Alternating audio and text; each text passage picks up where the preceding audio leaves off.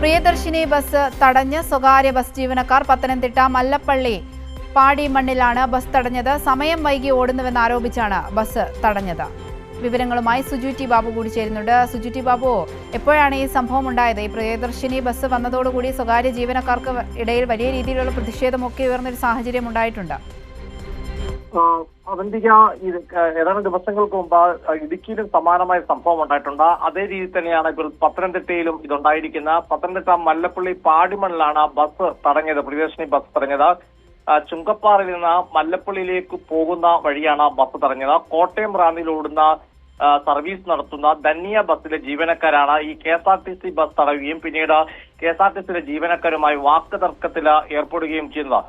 ഈ പ്രധാന കാരണം ചൂണ്ടിക്കാട്ടുന്നത് KSRTC നഷ്ടത്തിലായി ഈ സ്ത്രീ സൗജന്യ യാത്ര വന്നത് നഷ്ടത്തിലായെന്ന് ആരോപിച്ചുകൊണ്ടല്ല, പകരം സമയം തെറ്റിക്കൂടി ഓടുന്നു. അതായത് ഈ സ്വകാര്യ ബസ് ഡ്രൈവർമാരും ജീവനക്കാരും ആരോപിക്കുന്നത് അവർക്ക് വലിയ നഷ്ടമാണ് ഇന്ദിരാ പ്രിയദർശിനി സൗജന്യ യാത്ര, ഓർഡിനറി ബസ്, സ്ത്രീകളുടെ യാത്രയാണ്. അതിലുപരിയായി ആ ബസ്സുകൾ സമയം തെറ്റിയോടി തങ്ങൾക്ക് ലഭിക്കേണ്ട ടിക്കറ്റ് കൂടെ ഇല്ലാതാക്കുന്നു.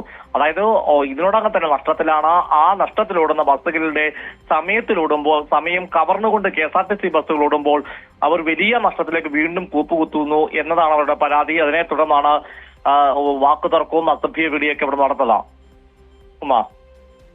ശരി, സുജി ടി ബാബുവാണ് വിവരങ്ങൾ നൽകിയത്.